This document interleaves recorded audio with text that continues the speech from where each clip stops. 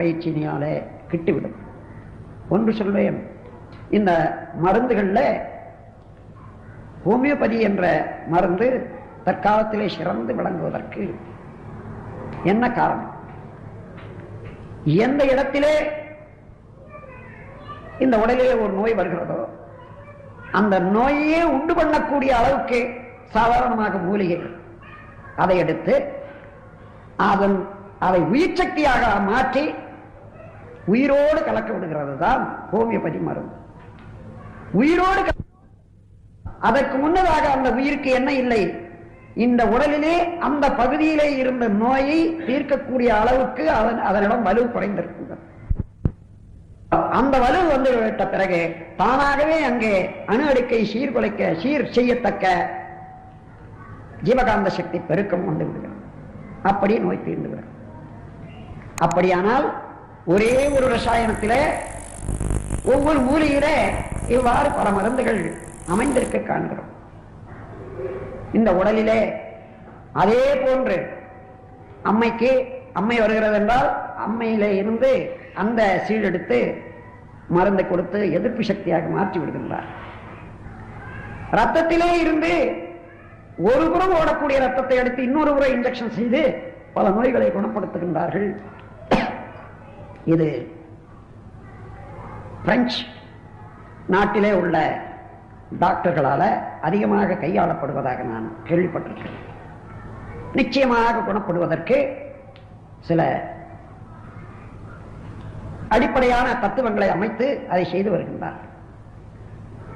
ஏதேனும் ஒரு நோய் அடிக்கடி புண் வந்து கொண்டே இருக்கிறது, அது விஷமா விஷக்கடியா ரத்தத்திலே குறைவா என்று தெரியாமல் தவித்துக் கொண்டிருக்கக்கூடிய காலத்திலே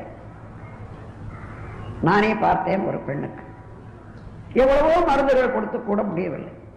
அவர் என்ன செய்தார், நெற்றியிலே ஒரு சிதைந்து போன எப்பொழுதும் ஒரு ரணம், ஒரு மருத்துவர் அதிலே இருந்து சீழ் எடுத்துக்கொண்டார். அவ்வளவுதான், நீங்கள் 3 நாள் கழித்து வாருங்கள் என்று சொன்னார். அதையே இன்ஜெக்ஷனாக போட்டு அதோடு மாறிவிட்டதே, வரவே இல்லை. 14 வயது வரையில அந்த பெண் பட்டப்பாடு எனக்கு தெரியும். இது என்ன? ஒரு தடவை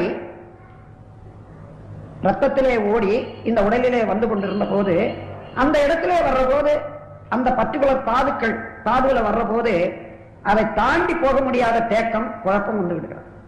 அதனால ரத்தம் ஓட முடியவில்லை, அங்கே தடுக்கப்படுகிறது, அந்த நோய் வருகிறது.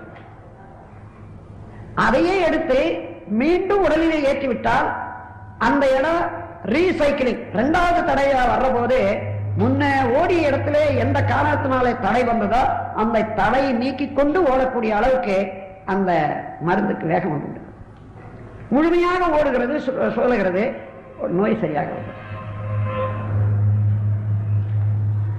அதே போல மூத்திரத்தையே சாப்பிட்டு பல நோய்கள் தீர்ப்ப பார்க்கிறோம். அது ஏன், எப்படி?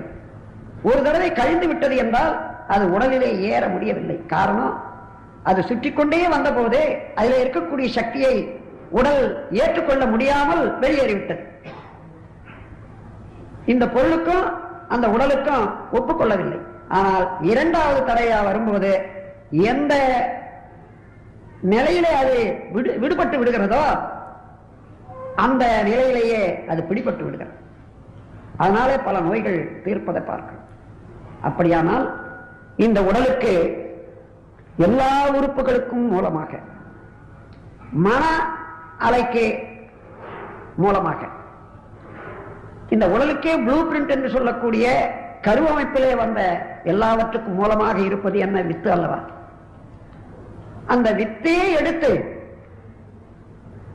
ரீசைக்கிளிங், அதாவது மீண்டும் இந்த உடலுக்கு ஏற்றி விட்டார்களே, ஆனால் அதை மருத்துவர்கள் எதிர்காலத்திலே செய்ய போகின்றார்கள் என்று எனக்கு நன்றாக தெரிகிறது.